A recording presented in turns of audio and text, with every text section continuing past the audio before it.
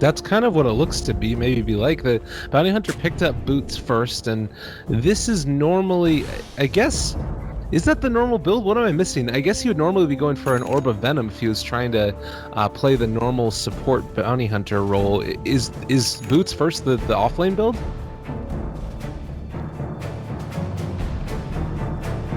"30 seconds to battle."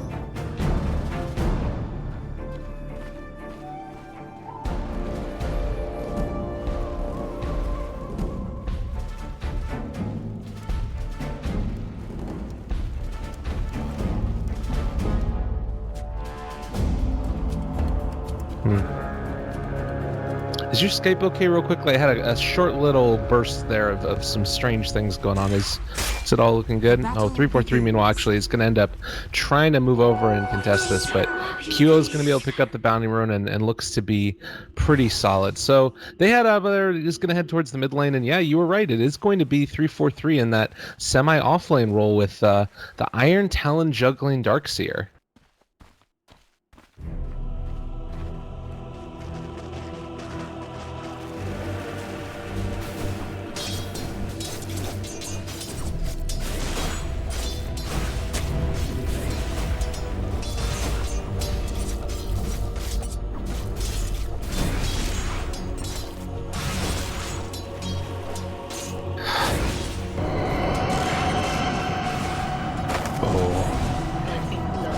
My God. 343 does end up heading over here, so they are going to completely abandon this lane for the moment, but it's worth noting this is such a tough matchup already for Mushi. He went Necromastery first, which, I mean, that's sort of always been the question of which way you want to try and go for this to be able to build up a couple of those last hits, and I mean, 343 really needs to help him at the start. You can see the net or the base damage difference, 40 versus the 65 coming out from DP, and he's lucky to even be able to get 3 so far.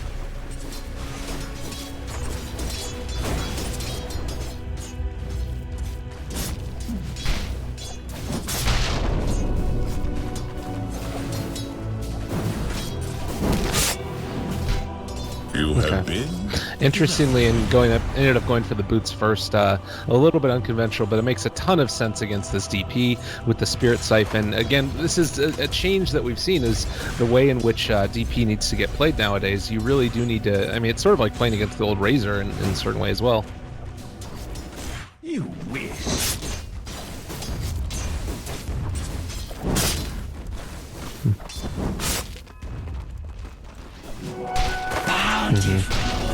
Oh, there's going to be the bounty rune.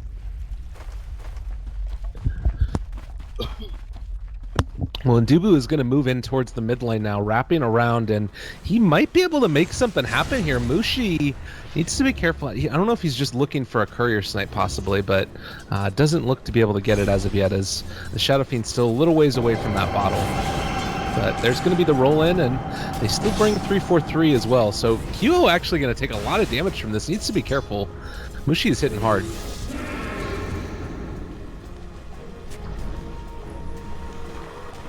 Radiant's top tower is under attack.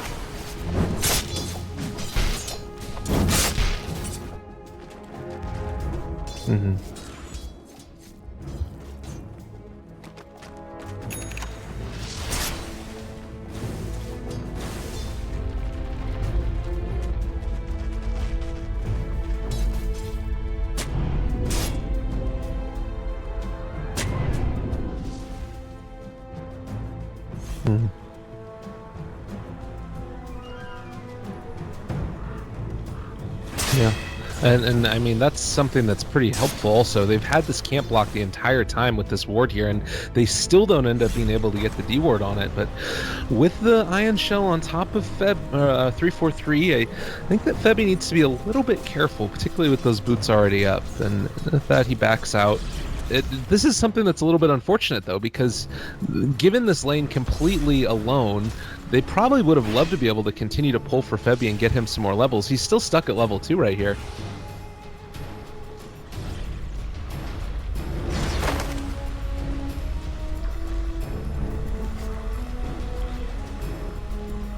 Yeah.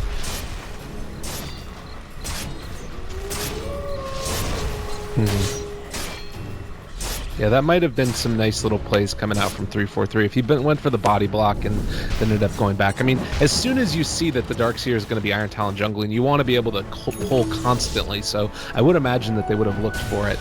Meanwhile, Juggernaut here, level 4, they're going to try and run this down, but no luck in terms of controlling that Darkseer, as he's just able to head on out of there.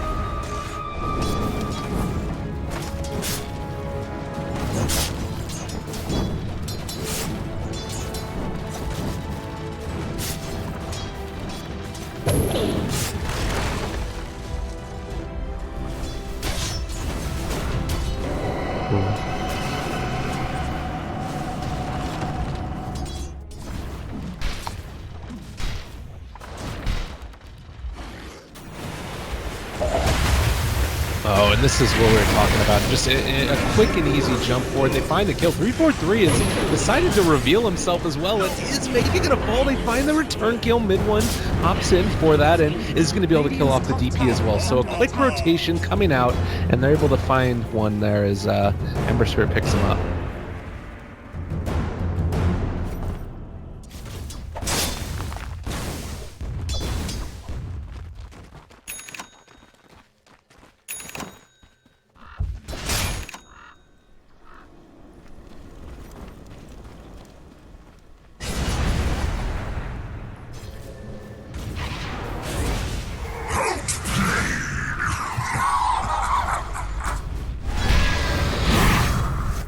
Yeah.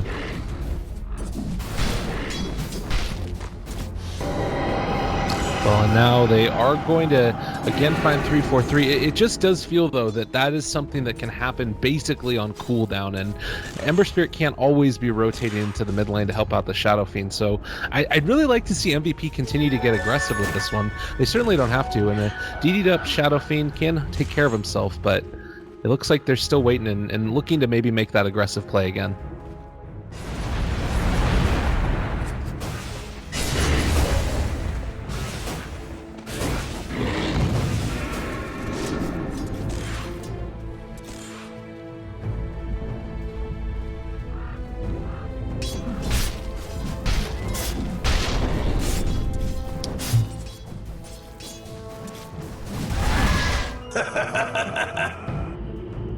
Oh, they actually spot out with right about the end of that scan that QO was heading over there, but I don't know if they actually kept eyes on it. And now gonna pop Exorcism and just run at Mushi, who's in the middle of an animation, and gonna try and TP and wait. Does he end up being able to get out just barely?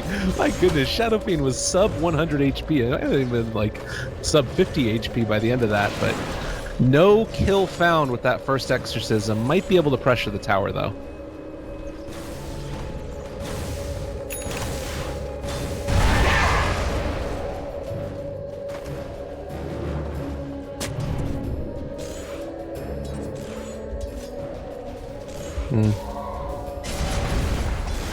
Pretty high level plays indeed, and Mushi making a pretty good use of it. They are going to be pressuring in the tier 1 tower now. Rotations can come in an instant if they're not careful. The TP scroll is up on the Ember Spirit, and with Dubu hanging out behind here, oh, places the ward down as well. This is going to get some really great vision, and we're going to see if they try and do anything with it. Meanwhile, the top lane is being creep cut by Ohio as well as 343, so a lot of movement all across the map. It looks like they want to try and commit for taking this tier 1 mid though. Radiant's middle tower is under attack. Dire's top tower is under attack.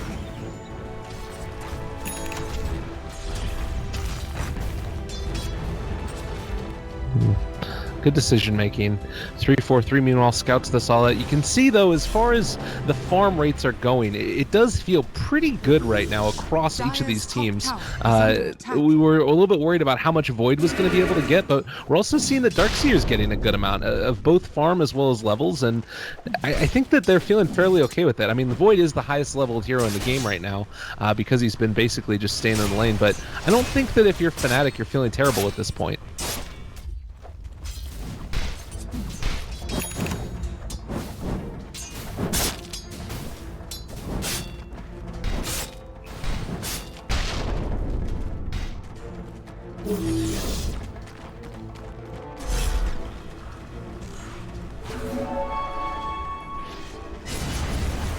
That's what you love to see as well, but QO back mid does have Exorcism again in 10 seconds if they want to use it.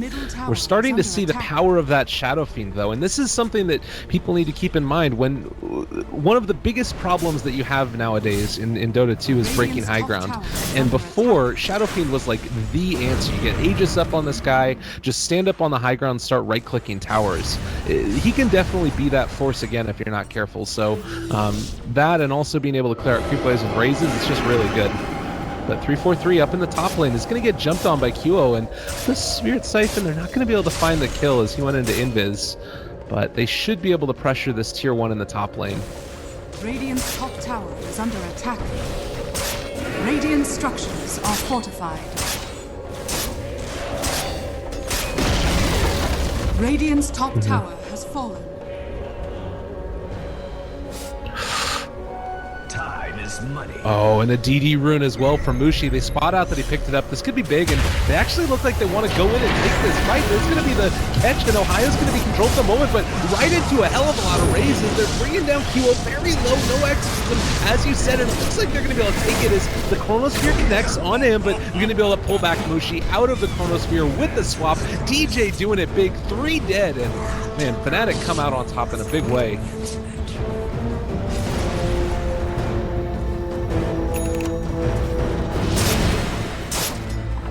Dire's middle tower is under attack. Dire's structures are fortified.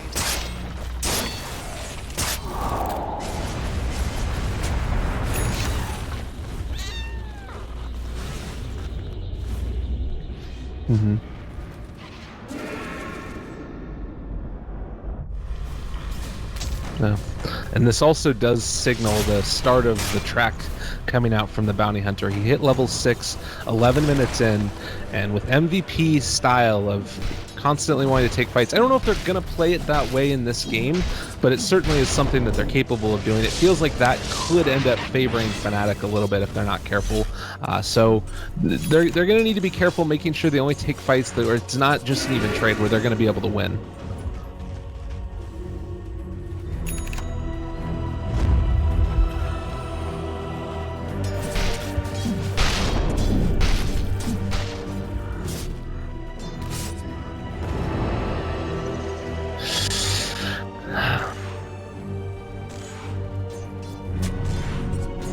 Radiant's bottom tower. And now that is going to be the Bounty Hunter coming in from behind. They track the DP, and Dubu's going to need to back out. Again, 3 heroes here for Fnatic, but feeling so confident with the vision advantage they gained from that Bounty Hunter. And with that, Forev can still stay down here. He gets one bash on the mid 1, but the chains are going to connect, and it looks like MVP don't care. They're just going to dive the tower with basically no creeps. Dire's top tower is under attack.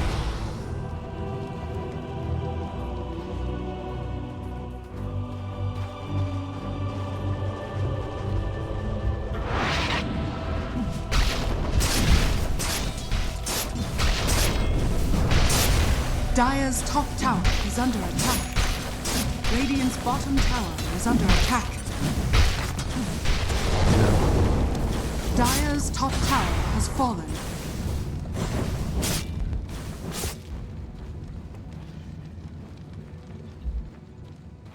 Well, and if he starts building into a couple of those damage items as well, I mean, naturally there's the Vengeful Spirit swap away from the Chronosphere, so he needs to hit onto multiple high-impact heroes, or possibly at least one other hero plus the Venge. So that, to me, feels like maybe one of the ways that you take this fight now for MVP is you just try and build into maybe a couple more damage items for him, or possibly maybe just try and build around the Chronosphere. Regardless, 343 is just being a pain in the butt right here with the track. Radiant's bottom tower has fallen. Dire's structures are fortified.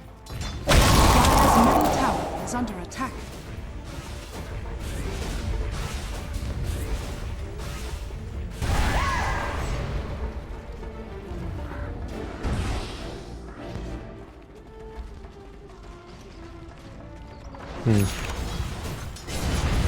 This is something that we haven't seen a ton of either, is Shadow Fiends with Arcane Runes. It brings it down to 50 mana cost on that 325 damage nuke. Pretty ridiculous if we're going to be completely honest about it, and whenever you end up being able to have those, being able to throw out the damage time and again, it's pretty good. But again, mid lane...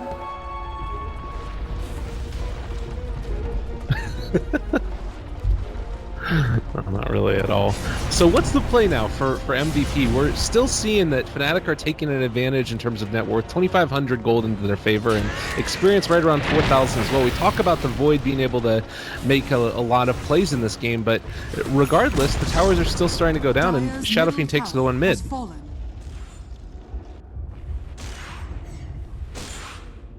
Dire's middle tower is under attack.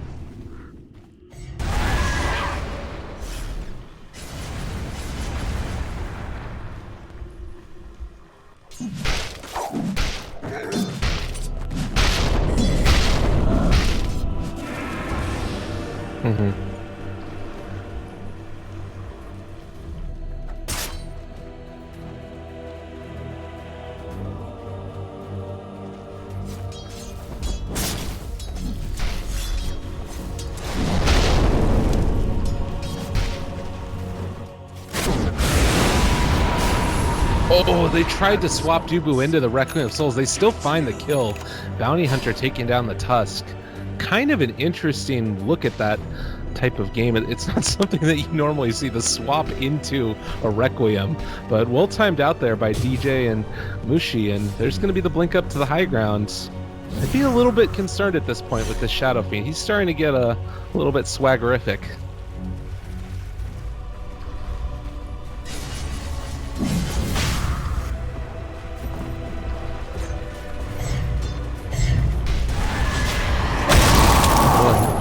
Mid one gonna get jumped on. Oh, gets his Ohio, but not sure if that's quite enough. They get the stun and they'll get the bash on Mushi, and they end up being able to throw out the Spirit Siphon. The shards are also gonna go through, and now controlled for the moment, gonna bring him back. That's gonna be a wall onto several, and I'm not sure if they have enough damage for this. Guess what? That's actually, is that a pipe that's already out? Are you kidding me? They're gonna try and go in with MV now and bringing Ohio down very low, but this is gonna be Mushi going down. Death Requiem finishes off one, but I'm not sure if it's going to quite be enough. Rev continuing to chase, and it looks like they're going to be able to chase down DJ as well, as he is going to die. 343 snowballed in on from afar. They end up being able to hit a bash, and it does look like he is going to go down. So 3 still fall. That was a very strange engagement.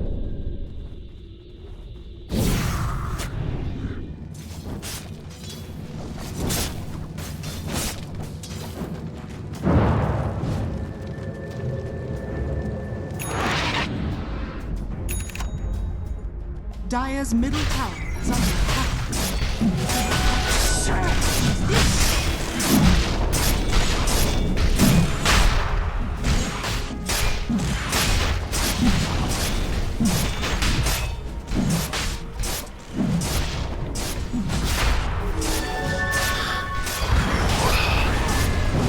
Yeah, this is scary. They jump in, a lot of damage coming out. They haven't actually ended up throwing out anything, and the A-Blast is going to connect. Dupu's still alive for the moment. The Omni Flash back him up.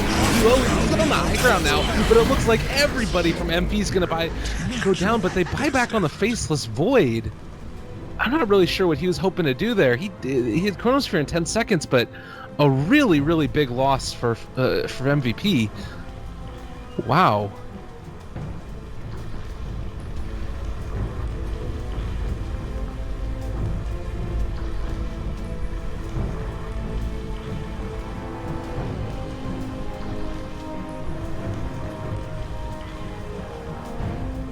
Yeah. I mean, it's just a really bad situation now at this point. And we talked about how good it was going at the start for MVP with their lanes, and Faceless Void was getting a lot. They really didn't have an ability to shut down that Darkseer, and we're seeing how much he got out of that laning stage. I mean, he ends up not going for the mechanism, instead having the pipe, and now you've got the capability to survive through this Ancient Apparition ultis that come through, and that was really one of the defining features of MVP's draft. I'm starting to get concerned also because, not the least of which is that Juggernaut is going for this very battle-oriented build, which doesn't have a Battle Fury, which means that he's going to not be able to scale as well into the later stages of this game. I mean, what's the play now? Do you just need to try and fight around your ultis and take an objective? I feel like they need him also to take down towers.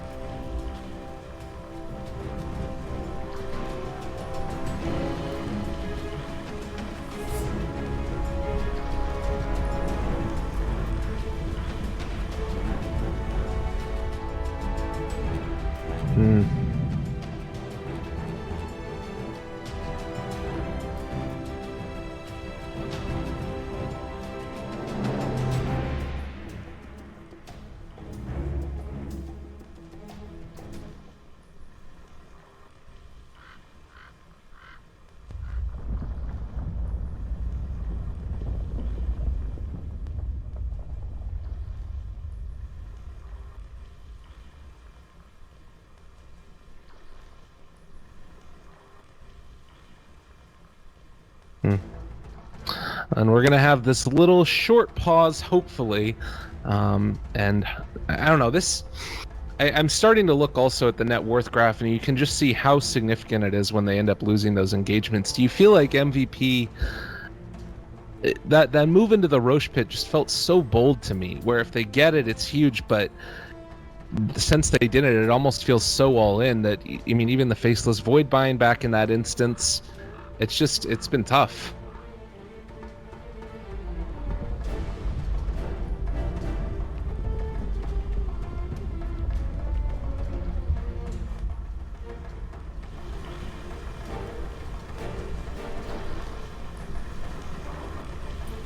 Mm-hmm.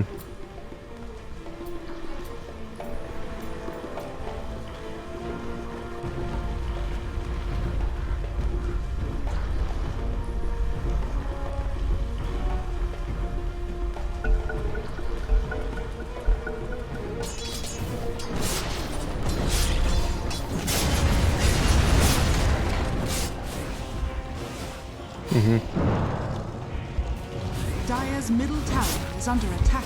Yeah, that's true. And it looks like now they are Fnatic going to be able to take this engagement, and we'll have to see how much work mid one gets out of this Aegis, as they still do have Forev here with his Chronosphere available. It doesn't look like Fnatic want to push the envelope too much. They just remnant back, gonna farm out the jungle, be content with what's happened already, and take a stack on the way out. Not too bad. Dire's bottom tower is under attack.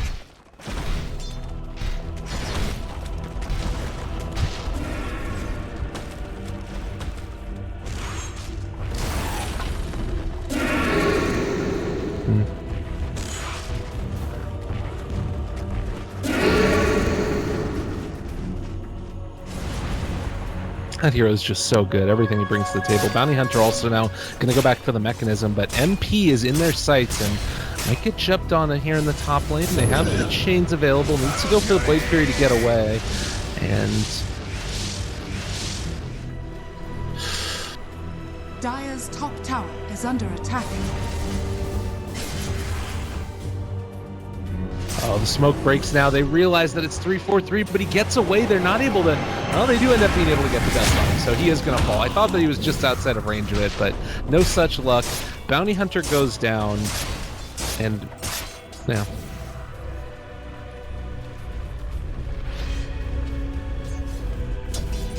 Dire's middle tower is under attack. Also, you're seeing mid one build into now his Battle Fury. He's going to have it up in just a couple of seconds. Only needs one more component, and it doesn't necessarily mean that he's going to have that maximum amount of damage, but with the Boots of Travel and that Battle Fury up and a pretty sizable lead over the other side here of MVP, it's something to be concerned with. I do like the Diffusal Blade pickup for the Jug, though, and might even end up going into Manta afterwards. Oh god, QO is going to lift up with the Heal Scepter, but she was never going to be able to get out of there. God, that hurts.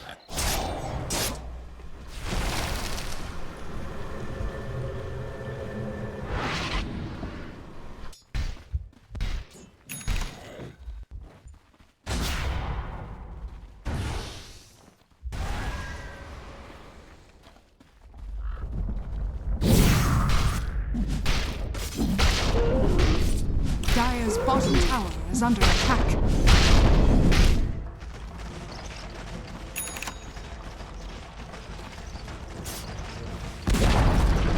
Dire's bottom tower has fallen.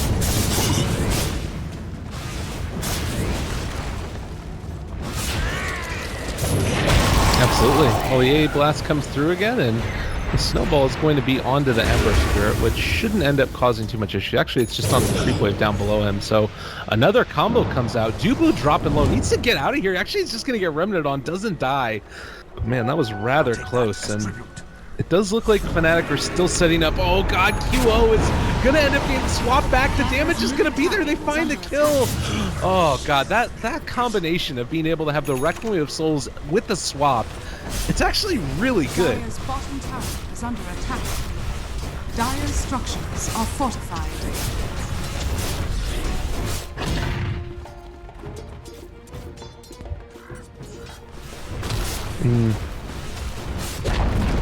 Dire's bottom tower is fortified. God, and just constantly tracked up. Bounty Hunter all over MP. I'm really concerned at this point. Like, the Shadow Blade on Faceless Void is good, but if 343 is able to spot him out, all of a sudden it nullifies all of that ability, and you know, he is going to Shadow Blade into this. This could be big if they're able to find it, and looking for the AA Blast, it's actually not going to connect, though, and Mushi should be able to work. Oh, he's also very dead, so Tusk finds the kill. Snow in your eye.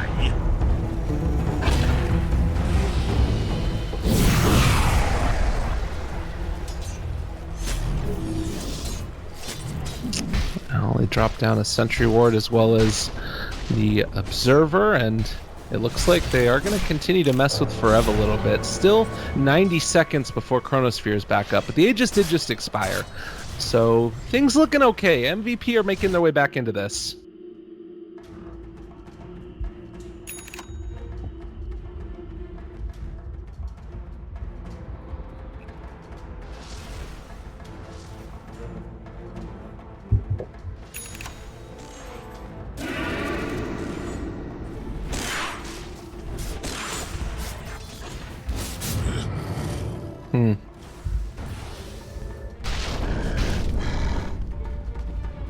It's such I love seeing this type of itemization too, because so often you get locked into a single mode of thinking, and you see up here in the top lane they are going to be able to find Ohio, and a couple right clicks trying to find the kill. Oh, why not? Just get a bash, why don't you? And it's going to chase him into the jungle. They don't have the AA Blast thrown out as of yet, and it looks like they're not going to be able to find him. So a little bit unfortunate. Ohio gets out, and they weren't able to get the bash. Meanwhile, mid lane, though, a little bit of trouble coming out as Dubu tracked up, and QO is going to take a ton of damage from that Requiem of Souls, and with one last slight, they find the kill onto the DP.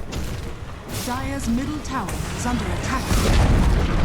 Dire's middle tower has fallen.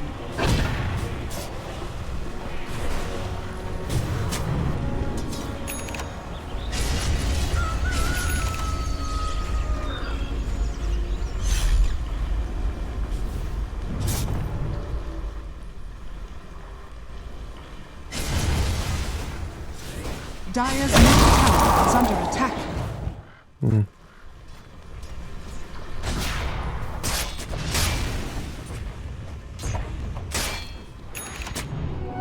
Never refuse gold given.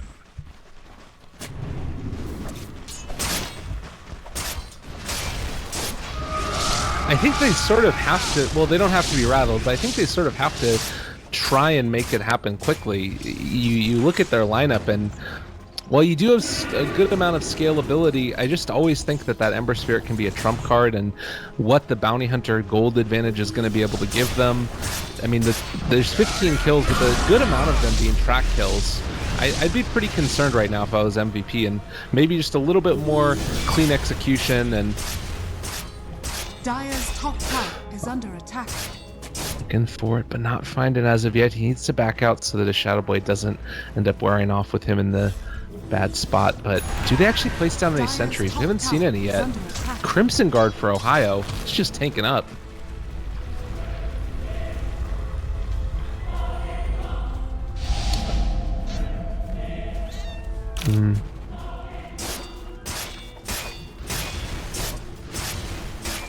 Oh, well, they might think a little bit.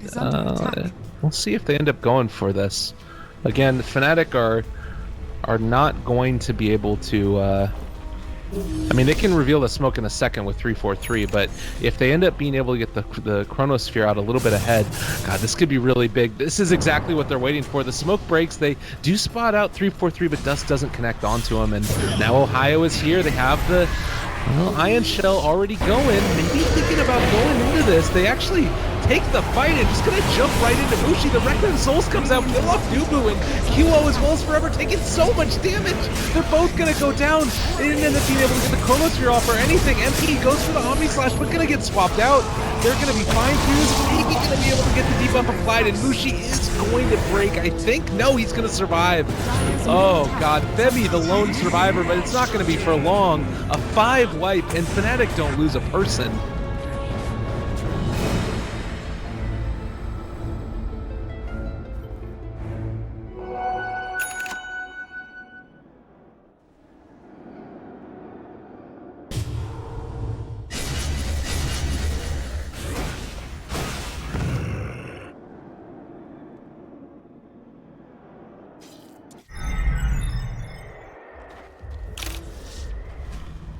Dire's top tower is under attack.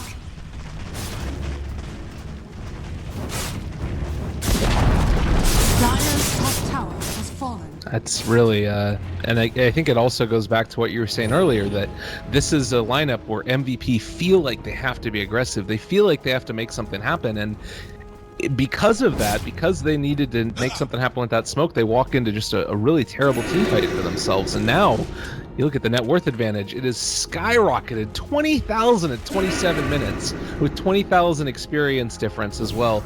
And the itemization, I mean, it's just halted for QO. He's been stuck on this soul booster for a good 7 to 8 minutes. And oh man, it's so hard for them to get back into this game at this point.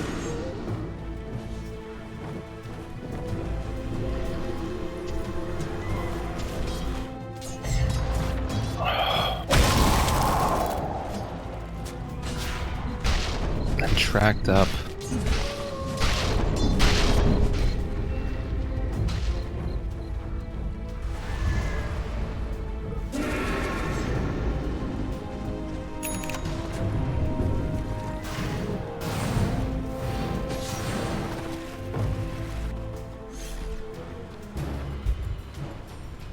And this to me just it speaks again of Fnatic really realizing what they need to do to win this. And you talked about their sort of dominance over this region. You can see why in this game.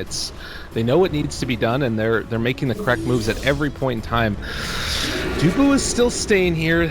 I feel like they've got one big last hurrah on them, and at that point, if it doesn't work out, they might need to think about calling it. But a lot of heroes here in the bottom. Oh, Faceless Void pauses.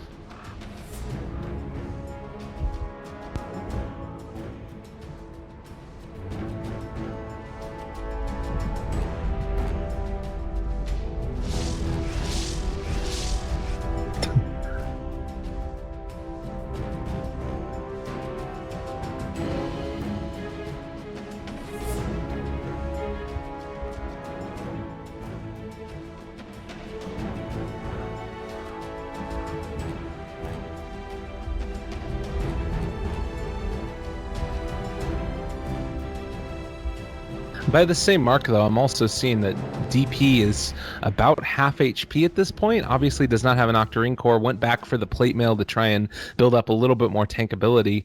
But this could be a problem because there's no great weight to give her more HP. You really need her to be able to survive through that team fight, and Juggernaut isn't even there. MP is not going to be able to get into this fight quickly, whereas Ember Spirit is rather rapidly. So even though it's a great opportunity, I still don't even know if all the pieces are there for them to win the fight. Like, they have to hit the A blast perfectly on top of the Chronosphere, which catches several heroes, and have Tusk be able to throw out his entire arsenal of skills. And all of that together without Ember Spirit coming back and just running over them.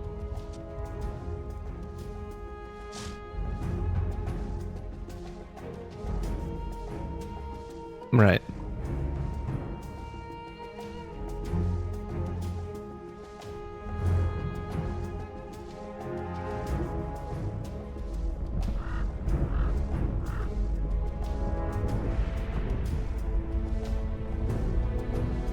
All right, well, here we go, everybody. Game number 1 looking like it could rest on this Faceless Void's shoulders, and they're going to walk into Roshan realizing we don't want to take it. So we thought it could have been a good opportunity. Doesn't look like the side of MVP feel like it is, and they wanted to wait until they had everybody. So probably a good decision to back out again for the moment at least. But they're still going to get spotted and going to move into Rosh. Oh, this one, I'm not sure about this. This is scary. 343 scouting them up on the high ground. They realize where everybody is. They drop down the sentry ward and going to be able to keep eyes on it. The bounty hunter is going to be there. Maybe going to be able to make something happen. He jumps in. Chronosphere's just Ohio, and meanwhile, Kilo is up on the high ground. They're going to get off the record. It's also getting so much damage. Oh God, is MP going to be able to survive this? I don't think so. Lucia, big man up on the high ground, and the Omni Slash is not going to be able to find the kill. They already killed off the Ancient Apparition and still alive for the moment. They're continuing to fight. Kilo is pretty tanky, and he is finally going to go, though. Oh, 4 dead, and unfortunately it was just not nearly enough for him trying to get out of here. Can they break the TP? Chains comes out just a second too late, but GG gets called. There was no way.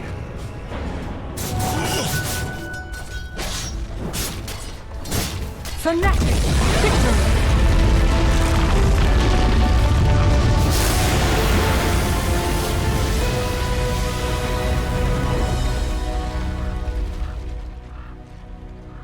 He's going to end up being able to find somehow. Weehaw jumps forward and is going to get caught, but the Chronosphere, they're going to be able to get away from there for the moment. Jets is still doing a lot of damage, and it looks like with that, Soxia might need to get out of there. They have the Dream Coil down on it too. Is it going to be enough, though?